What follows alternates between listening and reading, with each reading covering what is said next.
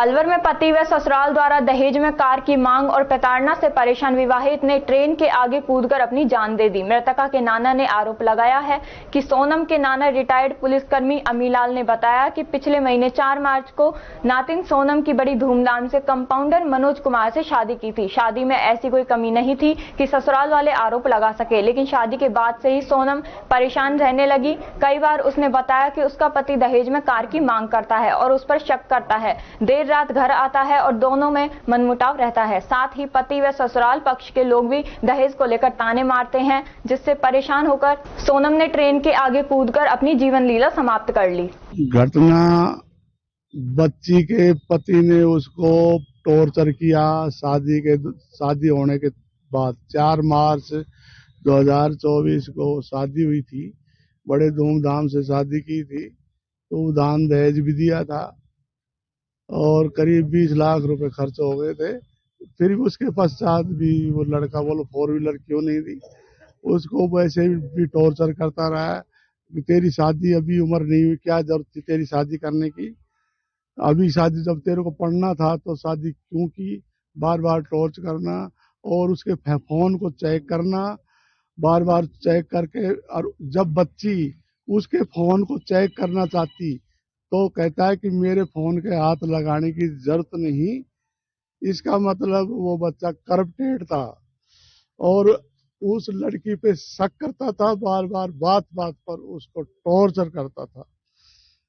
तो साहब 4 मार्च के बाद ब्याही जाने के बाद में घर पर एक रात के लिए आई थी। वो लेकर आए थे मायके वाले। मेरी नवासी है साहब, ये बच्ची जो सोनम है मेरी नवासी है, मेरी बेटी की बच्ची है, जिसका मैंने पाला पोसा है। इसकी शादी भी मैंने की है, लेकिन उसकी मम्मी के घर पे वहीं की मैंने। उसके माता पिता जहाँ है वहीं मैंने शादी की है उसकी। और बच्ची को बहुत ही परेशान किया और बच्ची को दबाव में देकर उसी दौरान पटना इस लड़के की पोस्टिंग है, कंपाउंडर लगा हुआ है।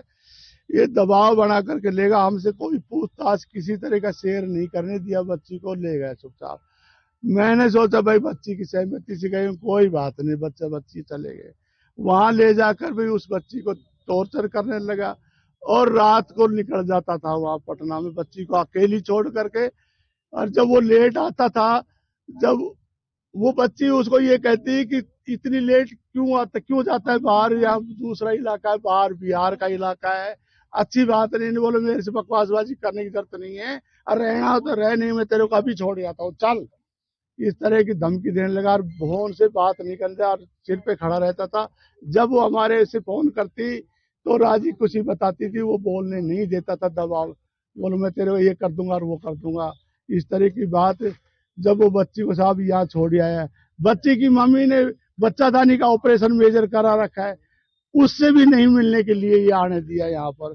बच्ची को यहाँ अलवर छोड़ दिया, उसके ससुराल में उसके माताजी रहती है, उसकी जिठानी रहती है यहाँ, और उसका जेठ भी पुलिस में नौकरी करता है, कांस्टेबल पद पे है।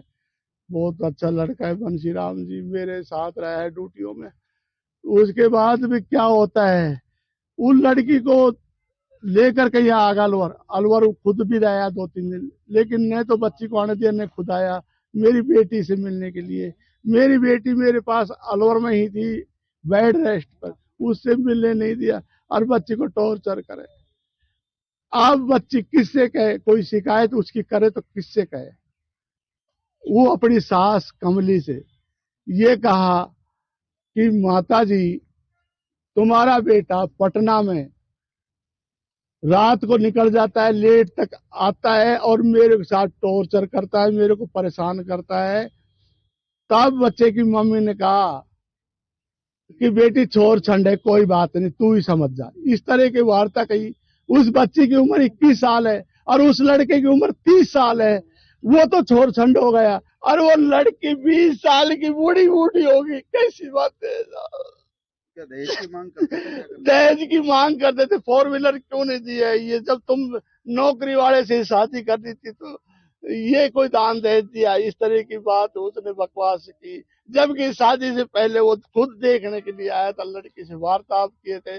मैंने हाथ जोड़ के ये निवेदन किया, साहब कोई दहेज की डिमांड हो तो बता दो। बोलो कुछ नहीं, उस समय मुझे कुछ नहीं कहा, मेरी श्रद्धा अनुसार मैंने फिर भी आज क्या बहुत घटना हुई? बहुत आज क्या घटना हुई, आज की घटना क्या, कल के बारे में बताता हूँ। बच्ची अपनी माई के चली गई, उसके पिताजी लेके चला गया, वहां भी फोन से बार बार। कल मेरे को मालूम हुआ है, कल की तारीख 21 तारीख को मुझे मालूम है, बच्चे ने बताया कि नाना जी मेरे को इस तरह की बात है।